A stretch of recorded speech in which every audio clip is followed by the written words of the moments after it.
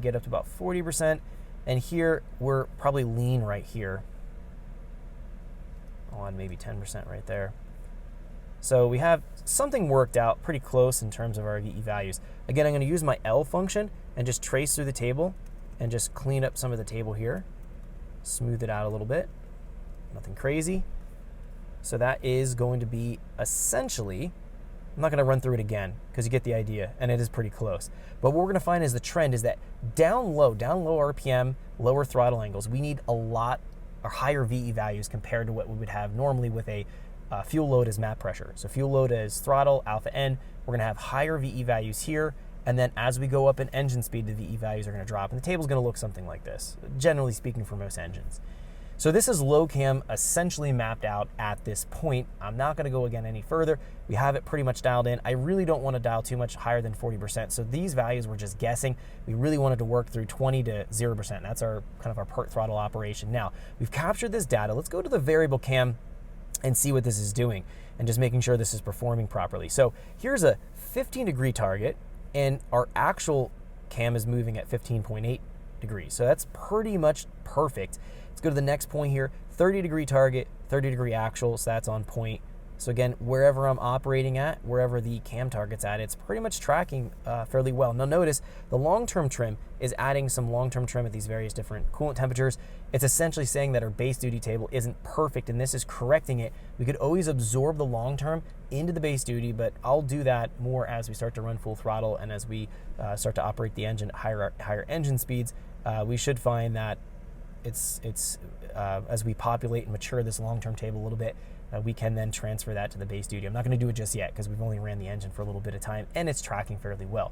So this is telling me that the proportional integral derivative gains don't need to be updated, and the base duty values here are fairly close.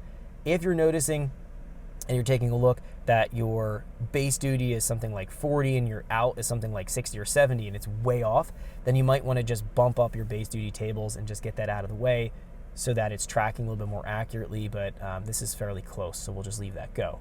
So this looks good. Now the next step here is checking our spark timing. We want to optimize our spark timing. We want to make sure that we're close to maximum brake torque at part throttle conditions. So what we're going to do here, let me just shimmy this down a little bit.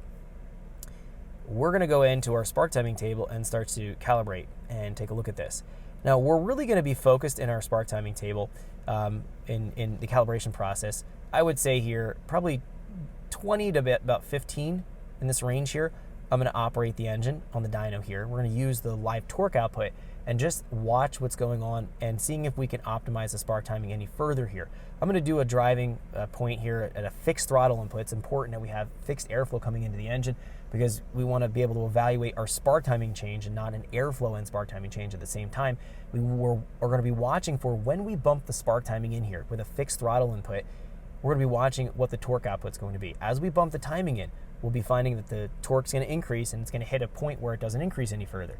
That's what's known as maximum brake torque. So we're going to try to find maximum brake torque here in the part throttle conditions. And this engine is about 12.5 to 13 to 1 compression, and we are on petrol fuel, so we need to be careful of how much timing we run. We could run into knocker pre-ignition. I'm not going to go super crazy with this, but I do want to see if we can optimize our spark timing. So what I generally do is park my foot on the throttle, getting myself between, let's say, 20 to 15 in my map pressure load here, and I'm going to run it at 2,000, 3,000, and 5,000 RPM, even 3,500 and 5,000. So 2,000, 3,500, 5,000.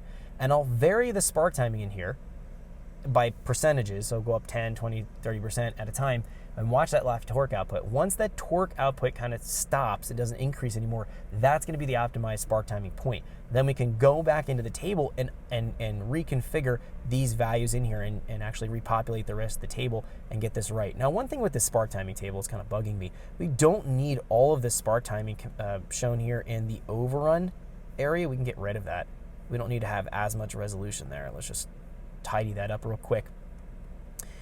So we can take a look here and edit 2,000, 3,500, and 5,000 again, and we can kind of sort out what values are going to work and then we have the spark timing dialed in. So let's go take a look here real quick at the main lines, get familiar with the controls, and then I'll start to drive it, and I'll just illustrate this in real time. Thanks for checking out our teaser clip. If you want to see the rest of this video and more than 500 hours of current EFI training we have to offer, make sure you click right here. If you want to go and check out more teaser clips from this training course, click here, and you don't want to miss any of the videos we're going to be releasing on this channel, so make sure you subscribe and click here.